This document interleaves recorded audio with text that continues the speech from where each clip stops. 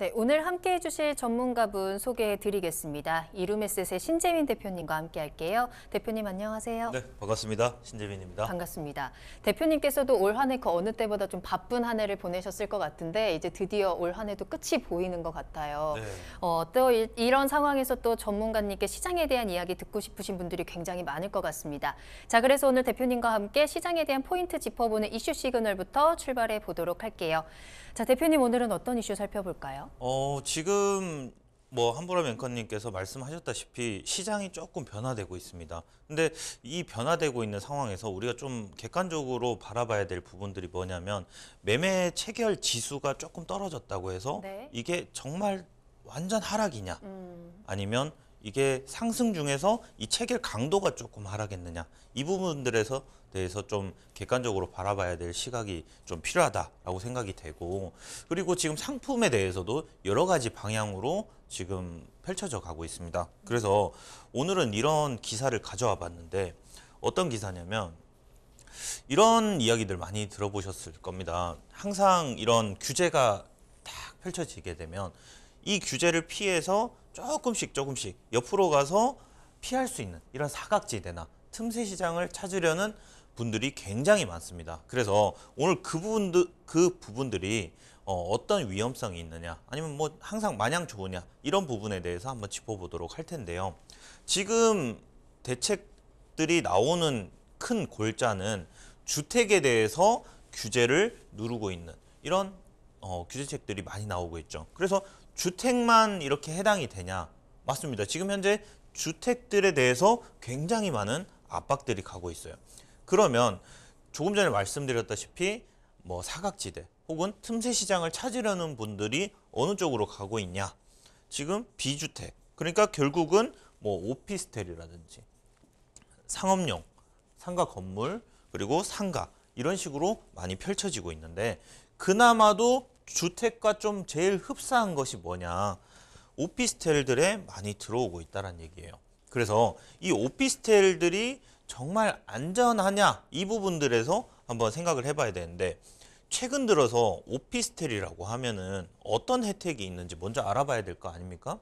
오피스텔이라고 얘기를 하면 일반적으로 분양가 상한제를 적용받지 않아요.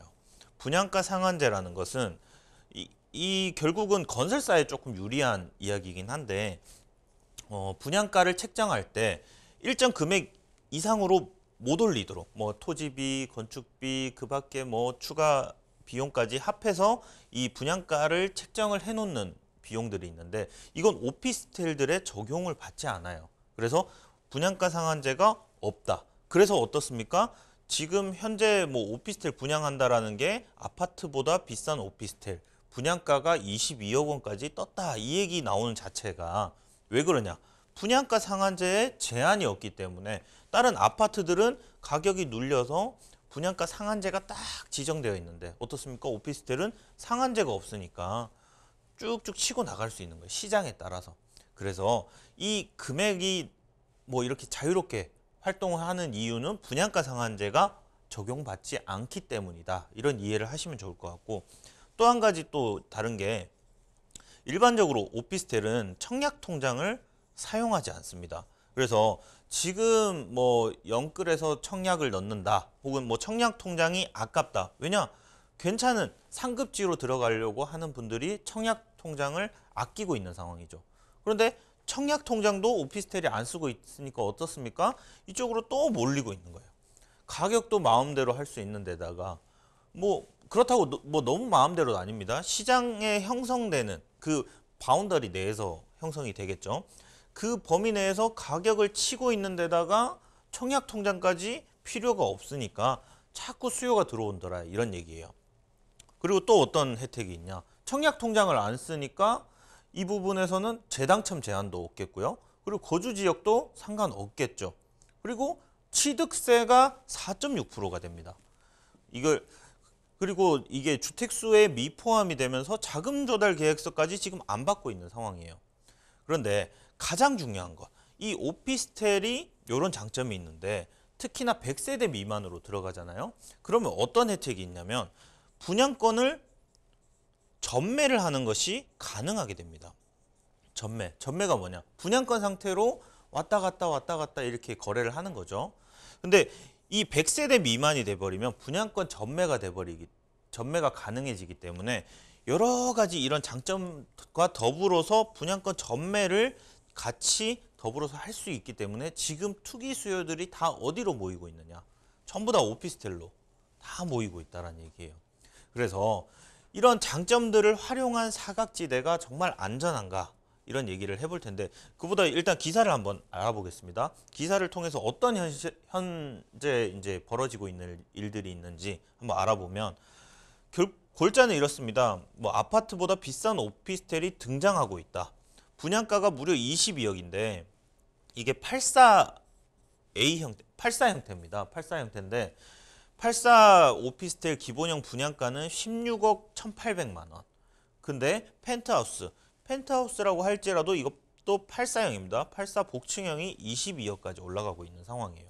그런데 이걸 청약하시는 분들이 이야기를 들어보면 아파트 같은 경우 대출이 안 되니까 뭐 대출이 안 되진 않습니다만 대출이 뭐 더 잘 된다라는 개념으로 들어오겠죠. 그리고 다른 아파트가 같은 평수는 23억이 넘어가거든요. 이렇게 얘기를 하고 있어요. 근데 여기서 여러분들이 잘못 인식을 하고 있는 부분들이 자, 오피스텔하고 일반 아파트하고 같은 84제곱미터라고 할지라도 면적이 다릅니다. 면적이 다른 이유가 뭐냐? 오피스텔의 84제곱미터는 그냥 진짜 이게 사용할 수 있는 그 면적이 되는 거예요. 그러니까 좀 작겠죠. 이게 물론 공급 면적이 84가 되면은 공용 면적을 빼고 전용 면적은 조금 더 떨어지겠지만 이게 실제로 사용하는 그 면적이 84제곱미터인데 아파트 어떻습니까, 여러분들? 발코니 확장하죠. 이렇게 확장 면적을 찾아 먹을 수 있기 때문에 아파트 84가 같은 평형이라도 더 넓어 보이는 이유인 거예요. 자, 그러면 이분들이 말씀하신 부분에서 같은 평수는 23억이 넘어가니까 이렇게 얘기를 한다는 것 자체는 지금 이 부동산 시장 아직도 잘 모르고 계신 분이 이런 인터뷰를 하신 거거든요. 같은 평형, 같은 84라도 면적이 다르다는 개념입니다. 그래서 같은 평수 아파트와 이 오피스텔을 가격을 비교를 하면 안 되지만 지금 일반 소비자분들이 이거 잘 모르시니까 84 똑같구나. 똑같은데 아파트는 23억이 넘어가는데 이거 16억, 22억이니까 어때 보입니까? 싸 보이는 거예요. 저렴해 보이는 거예요. 그래서 지금 이런 현상들이 일어나고 있는데 이 이야기는 결국은 아파트값 폭등과 규제 확대로 대안인 오피스텔로 수요가 몰린 그 수요 때문에 결국은 오르고 있는 상황이다. 이런 얘기를 하는 거예요. 자, 여러분들 한번 보시면 어떻습니까? 청약 통장 안 써도 돼. 그리고 전매 제한 정말 가능해. 전매 제한이 없어. 뭐 이런 여러 가지 장점에다가 더불어서 지금 가격도 좀 저렴해 보여. 뭐 이러니까 지금 이쪽으로 막 들어가고 계신 거예요. 그러면 이게 결국 위험이 없느냐? 그 부분들을 한번 살펴보기 위해서는 우리가 아파트나 뭐 어떤 부동산을 선택하는 그 메커니즘을 이해를 해야 되는데 자, 먼저 한번 보겠습니다. 여러분들이 부동산을 보는 데 있어서 입지가 가장 중요하다 이렇게 얘기를 하겠죠. 그리고 호재도 중요하다. 그리고 상품성도 중요하다. 뭐 재건축, 재개발 가능 여부, 대지 지분 이런 것들이 다 중요하다라고 보겠습니다. 왼쪽으로 갈수록 상이고 가운데가 중이고 오른쪽이 하라고 보겠습니다. 예를 들어 여러분들이 아파트를 선택을 하게 됐어요. 그럼 제일 먼저 떠오르는 거 뭐 GTX 호재라든지 그리고 역에서 얼마나 가까운지 그리고 학교랑 얼마나 가까운지 이런 비중으로 예를 들어 상을 고르고 아파트로 고르게 되면 그래도 중상 이상의 투자를 하는 거잖아요. 그런데 지금 오피스텔 같은 경우 이 상품이라는 것은 아파트냐 오피스텔이냐 혹은 뭐 건물이냐 뭐 빌라냐 이런 상품을 얘기하는 거고요. 근데 가만히 보시면 이 오피스텔이라는 것이 어느 정도의 이런 느낌인지를 한번 살펴보면 입지는 오피스텔들이 대부분 좋습니다. 그리고 호재를 끼고 있는 경우도 많죠. 지금 조금 전에 보셨던 뭐 16억, 22억 이렇게 가는 것은 과천 내부의 역 바로 앞에 있는 오피스텔이더라고요.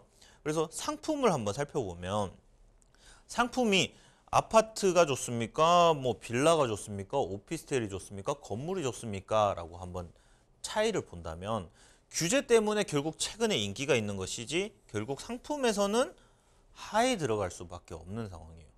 그리고 재건축, 재개발 가능 여부를 한번 살펴보면 역 앞에 거의 뭐 10층, 20층, 30층짜리 건물을 막 반듯하게 해서 용적률 많이 받아서 올려놨는데 이게 재건축, 재개발 되기가 쉽습니까? 이거 굉장히 어려운 얘기거든요. 재건축, 재개발 여부를 보면 또 하에 내려가 있는 거예요. 자, 그리고 오피스텔 세대수 많죠? 용적률 많이 쪼개놨으니까. 대지지부 어떻습니까? 일반 보통 건물에 비해서 낮습니다. 자, 그러면 이 오피스텔을 비난하자고 이런 방송을 하는 게 아니고 이런 전체적인 입장에서 한번 살펴보자면 좋은 점도 있지만 안 좋은 점도 충분히 있다라는 것을 인지를 하셔야 된다는 거예요. 그리고 이렇게 선택을 하는 이 한 가지의 카테고리를 유행이라는 것도 하나 들 수 있다는 거예요. 자, 유행이라는 것은 패션에만 있는 게 아니에요. 아파트나 부동산 고를 때도 유행이 있는 상황인데 지금 현재 이 유행 상황에서 오피스텔이 주택이 아닌 비주택으로 인정을 받고 있기 때문에 높아 보입니다.